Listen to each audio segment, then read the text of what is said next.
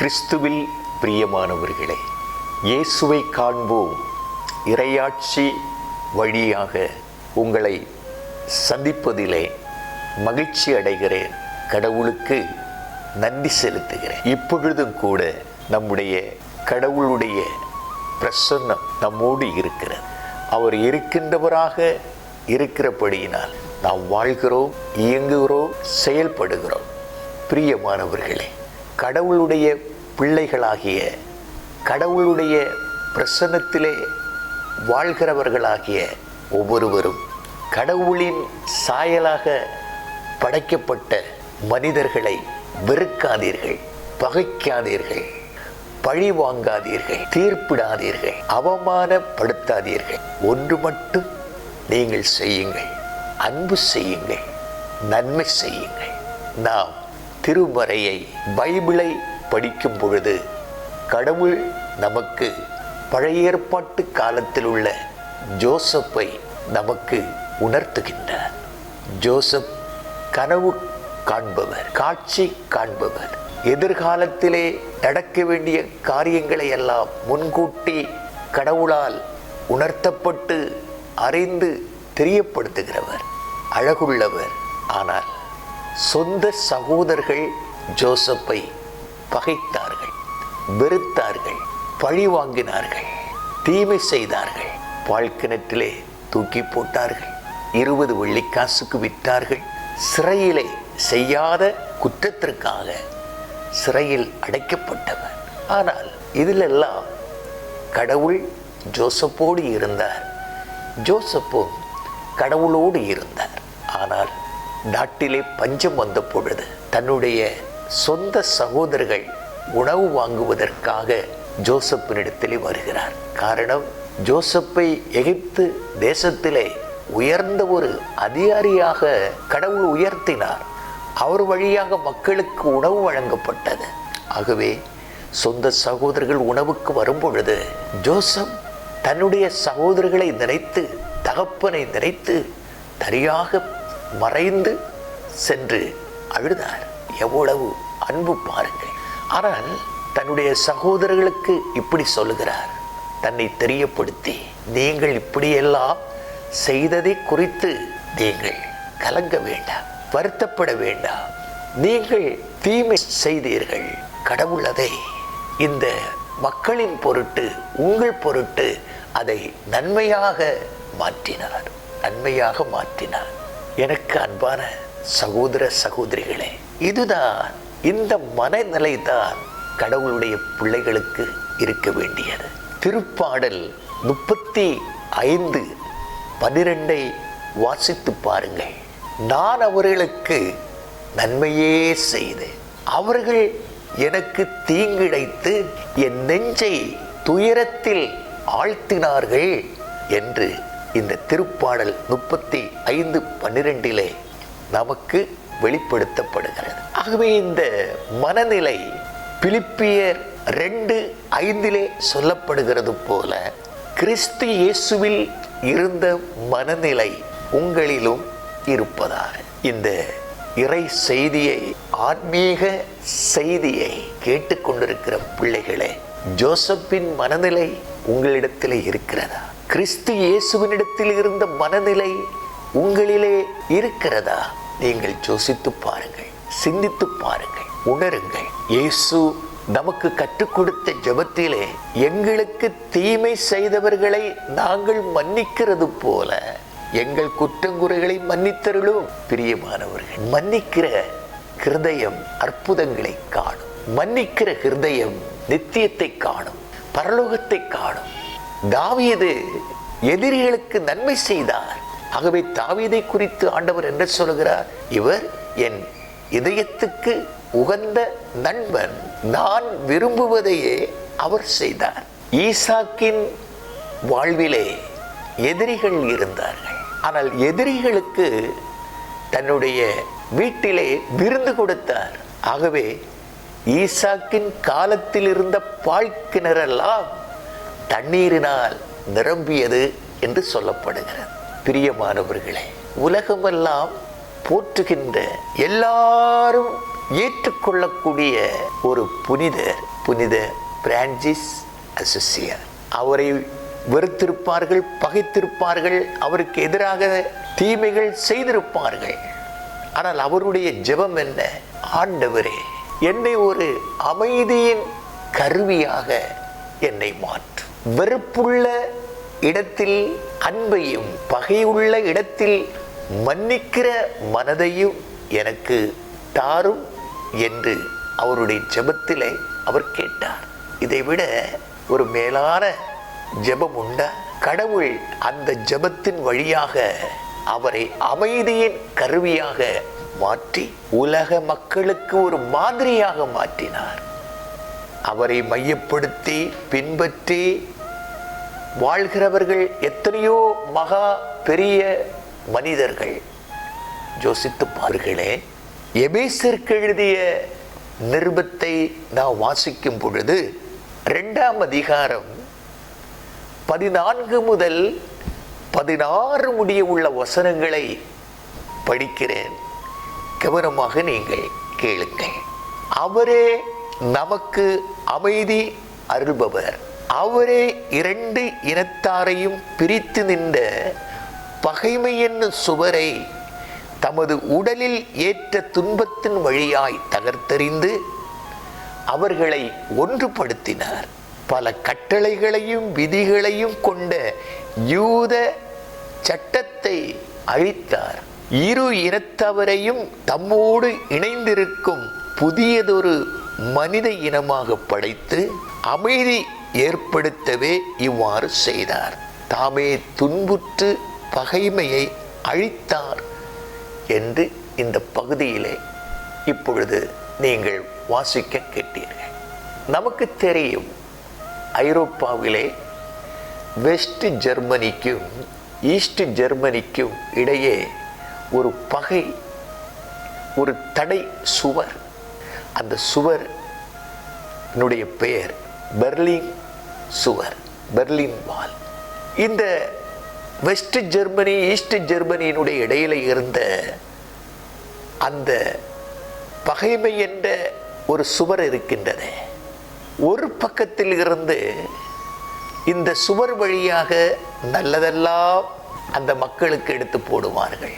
இன்னொரு பகுதியில் இருந்து வேண்டாத காரியங்கள் எல்லாம், மக்கள் விரும்பாத காரியங்கள் எல்லாம் எடுத்து போடுவார்கள். அன்புக்குரியவர்களே, இதை நாம் சிந்திக்க வேண்டும். நமக்கு நன்மை செய்ய மட்டும்தான் தெரிய வேண்டும். பைபிள் சொல்லுகிறது, நீ நன்மை செய்வதில் ஞானியாகவும் தீமை செய்வதிலே பேதையாகவும் இருங்கள். காயின் ஆபேலை கொலை செய்த பொழுது ஆபேலினுடைய இரத்தம் பூமியினின்று குரல் எழுப்பியதா? ஏனென்றால் இரத்தத்திலே தான் மனித உயிர் இருக்கிறது. இரத்தத்திற்கு சப்தம் உண்டு, சப்தம் உண்டு. ஆகவே ஆண்டவர் என்ன வெளிப்படுத்தினார்? நீ நன்மை செய்தால் உனக்கு வெகுமதி கிடைக்கும், நீ தீமை செய்தால் பாவம் உன் வாசல் படியில் பதுங்கி கிடக்குமா? 2 மருத்துவச்சிகளுக்கு எகிப்து மன்னன் கட்டளை பிறப்பித்தார். எபிரேய மாந்தர்களுக்கு பிறக்கின்ற ஆண் குழந்தைகளை எல்லாம் பிரசவ நேரத்தில் கொண்டு விடுங்கள். செவிராள் பூவாள் இந்த 2 மருத்துவச்சிகளும் குழந்தையை கொல்லவில்லை. அரசன் கேட்டான், ஏன் நீங்கள் இப்படி குழந்தையை காப்பாற்றுகிறீர்கள்?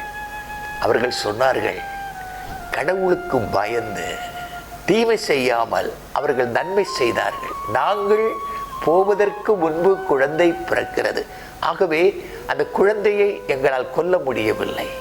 கடவுள் மருத்துவச்சிகளுடைய குடும்பங்களை தழைக்கச் செய்தார் என்று சொல்லப்படுகிறது. அன்புக்குரியவர்களே, எபேசருக்கு எழுதிய நிருபத்திலே 3:17 இப்படியாக சொல்லுகிறது, நம்பிக்கை வழியாக கிறிஸ்து உங்கள் உள்ளங்களில் குடிகொள்வாராக. அன்பே உங்களுடைய வாழ்வுக்கு ஆணிவேரும் அடித்தளவுமாய் அமைவதாக. அன்பே உங்களுடைய வாழ்விற்கு அடிப்படையும் ஆணிவேருமாக அமைவதாக என்று தூய பவுல் இந்த பகுதியிலே வெளிப்படுத்துகிறார். அன்புக்குரியவர்களே, 1 யோவான் 2:10 சகோதர சகோதரிகளிடம் அன்பு கொள்வோர் சகோதர சகோதரர்களிடம் அன்பு கொள்வோர் ஒளியில் நிலைத்திருக்கிறார்கள். ஒளியாகிய கிறிஸ்துவிலே ஒளியிலே நிலைத்திருக்கிறார்கள் என்றும் சொல்லப்படுகிறது. மட்டுமல்ல, அன்பே கடவுள், அன்பே கடவுள். ஒரு பக்தன் கடவுளுடைய அன்பை பற்றி இப்படி எழுதுகிறார்: வானத்தை பேப்பராகவும் கடல் நீரை இங்காகவும் மரம் செடி கொடிகளில் உள்ள குச்சுகளை பேனாவாகவும் கொண்டு இந்த பேனாவில் கடல் நீராகிய இங்கை ஊற்றி வானமாகிய பேப்பரிலே கடவுளுடைய அன்பை எழுதினால் அதை எழுதிவிட முடியாது. அதைவிட பெரியது. கடவுளுடைய அன்புக்கு எல்லை இல்லை, அதிர்கள் இல்லை, எடை இல்லை. அதையெல்லாம் கடந்தது. நம்முடைய ஒவ்வொருவருடைய வாழ்க்கையிலும் யாரையும் வெறுக்காமலும் யாரையும் பழிக்காமலும் பழிவாங்காமலும் தீர்ப்பிடாமலும் அவமானப்படுத்தாமலும் எவருக்கும் தீமை செய்யாமலும் அன்பு மட்டும் செய்து வாழக்கூடிய அந்த அன்பின் பிரதிநிதிகளாக நம்முடைய வாழ்வு மாறுவதாக. அன்புக்குரியவர்களே, நம்முடைய கடவுள் இஸ்ராயேல் மக்களுக்காக நமக்காக கொடுக்கப்பட்ட கட்டளை 10 கட்டளை. அந்த கட்டளையினுடைய வடிவம் இறுதியிலே என்ன சொல்லப்படுகிறது? நான் உங்களை அன்பு செய்கிறது போல நீங்களும் ஒருவர் ஒருவரை அன்பு செய்யுங்கள். இது பழைய ஏற்பாட்டின் கட்டளை. அன்புக்குரியவர்களே, கடவுள் 10 கட்டளையை கொடுக்கும் பொழுது அந்த கட்டளைகளின் வடிவம் அன்பிலே நிறைவடைகிறது. புதிய ஏற்பாட்டிலே இயேசு இப்படி சொல்லுகிறார்: நான் உங்களை அன்பு செய்தது போல நீங்களும் ஒருவர் அன்பு செய்யுங்கள். யோவான் 13:34 இப்படி சொல்லப்படுகிறது: நீங்கள் மற்றவர்களுக்கு செலுத்தும் அன்பில் இருந்து நீங்கள் என் சீடர்கள் என்பதை எல்லாரும் அறிந்து கொள்வார்கள். அன்புக்குரியவர்களே, மனிதன் மனிதனை அன்பு செய்யும் போது மனிதனில் கடவுள் கிறிஸ்து வாழ்கிறார். மனிதன் மனிதனை வெறுக்கும் போது, பகைக்கும் போது, வெறுக்கும் போது, பழி வாங்கும் போது, தீமை செய்யும் போது, அவமானப்படுத்தும் போது, தீர்ப்பிடும் பொழுதெல்லாம் கடவுள் கிறிஸ்து மனிதனில் இறக்கிறார். நம்மிலே கிறிஸ்து வாழ்கிறாரா, இறக்கிறாரா என்பதை இந்நேரத்திலே நாம் சிந்தித்து ஒவ்வொருவரிலும் கிறிஸ்து வாழ்ந்து கிறிஸ்துனுடைய மேலான அன்பு ஒவ்வொரு இடத்தில் இருந்தும் அது வெளிப்பட தான் இயேசு சொன்னார்: நீங்கள் தூய ஆவியை பெற்றுக்கொள்ளுங்கள். ஏன்? இந்த தூய ஆவியில் நிறைந்திருப்பது தான் அன்பு. அது தூய ஆவியினுடைய கனி, அன்பின் கனி இயேசு. ஆகவே தூய ஆவியின் கனி அன்பு. இந்த அன்பு போகிற இடமெல்லாம் செத்து கொண்டிருக்கிற உயிரினங்களை பிழைக்க வைக்கும்.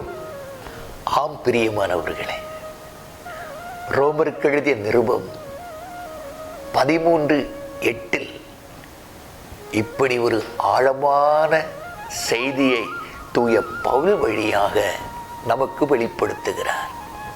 நீங்கள் யாருக்கும் எதிலும் கடன்படாதீர்கள். ஒருவருக்கொருவர் அன்பு செலுத்துவதே நீங்கள் செலுத்த வேண்டிய ஒரே கடனாய் இருக்கட்டும். ஆகவே ஒரே ஒரு கடன், அது அன்பு செலுத்தக்கூடிய கடன். இதை மீண்டும் தூய பவுல் ஆழப்படுத்துகிறார்.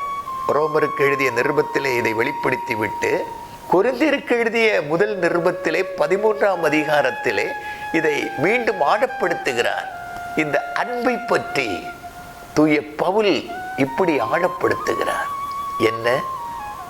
அன்பு பொறுமை உள்ளது, அன்பு நன்மை செய்யும். அன்பு பொறாமைப்படாது.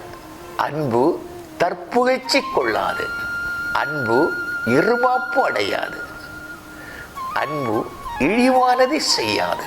அன்பு தன்னலம் நாடாது. அன்பு எரிச்சலுக்கு இடம் கூடாது. அன்பு தீங்கு நினையாது. அன்பு தீவினையில் மகிழ்வுறாது. ஆகவே இந்த அன்பு அனைத்தையும் பொறுத்து கொள்ளும். அன்பு பொறாமைப்படுவதில்லை. அன்பு தற்புகழ் கொள்வதில்லை. அன்பு இருமாப்பு அடைவதில்லை.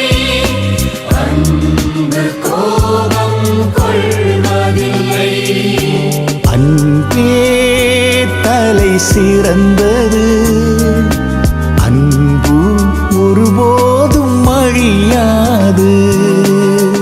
ஒரு குடும்ப பெண் தன்னுடைய கணவருக்கு ஒரு டம்ளரில் காஃபியை கொண்டு கொடுக்கிறாள். கணவர் பேப்பர் படித்துக் கொண்டிருக்கிறார். பக்கத்தில் இருந்த டீபாவிலே அந்த காப்பியை வைத்து விட்டு அவள் போய்விட்டாள். சற்று நேரத்தில் அவர்களுடைய பிள்ளை விளையாடி கொண்டிருந்த போது இந்த டீபாவில் இருந்த காஃபி ஏதோ கை தட்டி கீழே விழுந்து டம்ளர் நொறுங்கி போனது. காஃபி சிந்தியது. இந்த இடத்துல 3 பேரை நாம் பார்க்கிறோம். கணவன், மனைவி, பிள்ளை. உடனே ஓடி வந்து மனைவி என்ன சொன்னாள்? சாரி, மன்னித்துக் கொள்ளுங்கள், இந்த காஃபியை உங்களுடைய கரத்தில் தந்துவிட்டு போயிருக்க வேண்டும். கணவர் என்ன சொன்னாரா? இல்லை இல்லை, உன்னுடைய தப்பல்ல, இது என்னுடைய தவறு. நான் அதை உடனடியாக எடுத்து சாப்பிட்டிருக்க வேண்டும். உன்னுடைய கையிலிருந்து வாங்கி அதை குடித்திருக்க வேண்டும்.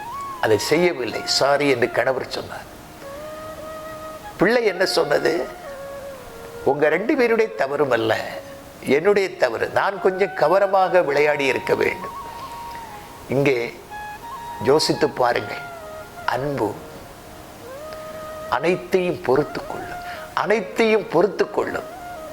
ஆகவே எல்லாவற்றையும் விட தலை சிறந்தது அன்பே.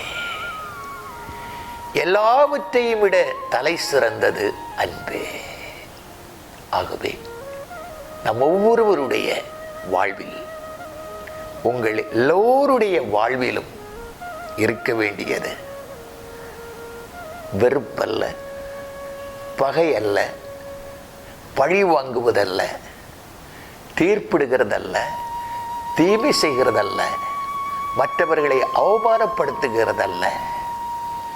எல்லாவற்றையும் விட தலை சிறந்த அன்பிலே வாழ்வை கட்டி எழுப்புவோம். அன்பே தலை சிறந்தது. ஜெபிப்போம். அன்பின் தெய்வமே, இந்நேரத்திற்காக உம்மை நன்றியோடு துதிக்கிறோம், உம்மை ஆராதிக்கிறோம், உம்மை மாட்சிமைப்படுத்துகிறோம்பா. நாங்கள் இந்த நேரத்திலே உம்மை, உம்முடைய திருவசனங்களை தூயாவியினுடைய பிரசனத்திலே இப்பொழுது கேட்டுக்கொண்டிருக்கிற, ஜெபித்துக் கொண்டிருக்கிற, சிந்தித்துக் கொண்டிருக்கிற ஒவ்வொரு பிள்ளைகளிலும், இந்த உலக வாழ்க்கையிலே ஒவ்வொரு மனிதர்களும் உம்முடைய சாயலாக படைக்கப்பட்டவர்கள் என்பதை ஒவ்வொருவரும் உணரும்படியாக, அறியும்படியாக, செயல்படும்படியாக வேண்டுகிறேன் அப்பா. உம்முடைய சாயலில் உள்ள மனிதர்கள் மாண்புக்குரியவர்கள், விலையேற பெற்றவர்கள். யாரையும் வெறுக்காமலும், பகைக்காமலும், பழிவாங்காமலும், தீர்ப்பிடாமலும், தீமை செய்யாமலும், அவமானப்படுத்தாமலும், அன்பு மட்டும் செய்து வாழவும் செயல்படவும், அன்பின் ஊற்றுகளாக, அன்பின் பிரதிபலங்களாக வாழ செயல்பட தேவரீர் அருள் புரிய வேண்டுகிறேன் அப்பா. உமது அன்பு இவர்களை நிரப்புவதாக, அது நிரம்பி வழிவதாக, அது பிறர் மேல் பாய்வதாக. அன்பின் மறு ரூபங்களாக ஒவ்வொருவரும் வாழ செயல்பட இவர்களுடைய உணர்வுகள், சிந்தனைகள், செயல்கள் எல்லாம் அன்பாக மாறும்படியாக தலை சிறந்த அன்பின் மக்களாக வாழ இந்த நேரம் உதவுவதாக தேவரீர் அருள் புரிவீராக. இப்பொழுதே ஒரு மாற்றம் உண்டாவதாக. இந்த நேரத்திலே வெளிப்படுத்திய ஒவ்வொரு காரியங்களும் ஒவ்வொருவருடைய இதயங்களிலும் விழுந்து அது 100 மடங்கு பலன் கொடுப்பதாக. இருளிலிருந்து வெளிச்சத்திற்கும், அன்பில்லாத நிலையிலிருந்து அன்புக்கும், பொய்மையிலிருந்து மெய்மைக்கும், சாவிலிருந்து வாழ்வுக்கும் ஒவ்வொருவரையும் வழிநடத்தும் ஆண்டவரே, பரிந்து பேசுகின்ற கிறிஸ்துவே, உடனிருந்து செயல்படுகிற தூய ஆவியானவரே, வேண்டி செபிக்கிறேன். ஆமென், ஆமென், ஆமென். உயிரை தந்து அன்பை காட்டி எனக்காய் பலியானி,